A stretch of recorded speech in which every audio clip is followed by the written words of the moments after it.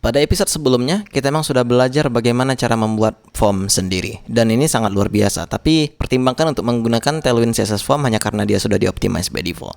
Oleh karena itu, Anda bisa install menggunakan npm ataupun yarn di sini. Saya akan copy dan paste di terminal Anda, paste di new tab hanya karena di sini sedang jalan server kita. Paste. Jika sudah, sekarang Anda bisa pergi ke sini. Lihat ada plugin di sini. Ya, jadi ketika misalnya kita ingin menggunakan Tailwind CSS Form ini, kita harus memasukkannya ke dalam plugin. Kita copy dan kita akan lihat pada tailwind config.js yang ada di sini. By default di sini memang bisa kita tambahkan. Namun jika kita lihat kita mempunyai preset di sini yang sebenarnya ini bisa kita masukkan di sini. Jika sudah, sekarang kita bisa pergi ke login page. Yang ada di page di sini ada login dan ya kita mempunyai kelas di sini. Coba dulu semua kelas ini kita hapus ya, sehingga kita mempunyai no class pada form kita. Refresh di browser. Maka ini yang Anda lihat. Jadi sudah jelas perbedaannya. Ketika misalnya sebelumnya Anda ingat bahwasanya kita membuat form tanpa kelas, dia tidak ada apa-apa. Artinya dia benar-benar style bawaan dari browser. Nah, ketika misalnya setelah Anda menggunakan Tailwind CSS Form, dia berubah menjadi seperti ini. Oke, lanjut. Yang kita bisa lakukan apa di sini untuk mencantikannya sedikit ya kan? Kita buat waveful dan kita butuh rounded LG. Kita juga butuh di sini fokus. Untuk ring colornya kita ganti menjadi blue misalnya 100. Untuk fokusnya kita juga buat di sini border blue 500. Atau Anda bisa buat light blue ya, terserah Anda. Refresh dan kita mendapatkan kira-kira seperti ini. Namun, coba dulu kita lihat.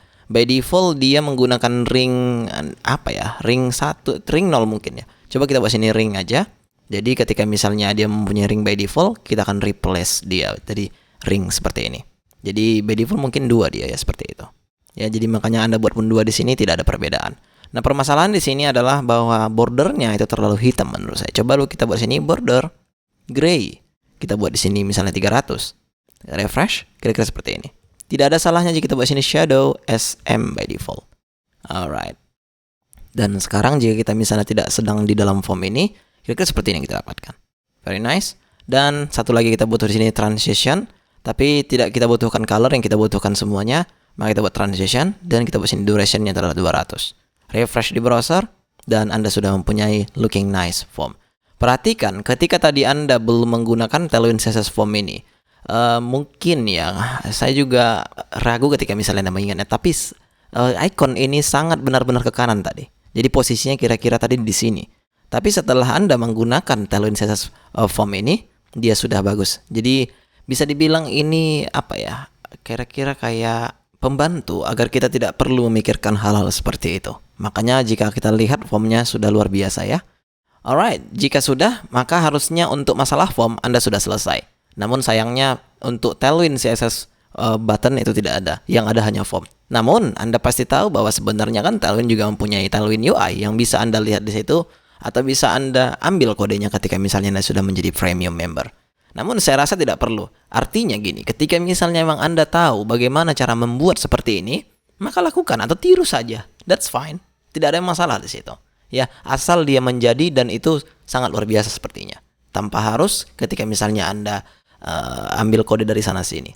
Alright, jika sudah saya rasa untuk form Anda pasti sudah paling jago sekarang ya.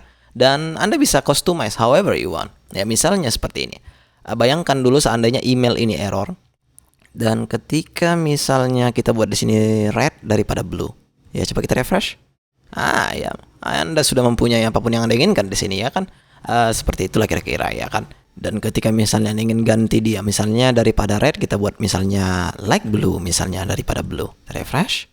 Ya Anda bisa melihat perbedaan antara yang atas sama yang bawah. Ya, however you want lah. Misalnya entah itu cyan, ya. Saya tidak tahu apa selera warna Anda, tapi yang jelasnya ketika misalnya Anda menggunakan Tailwind, Anda bebas menentukan pilihan Anda.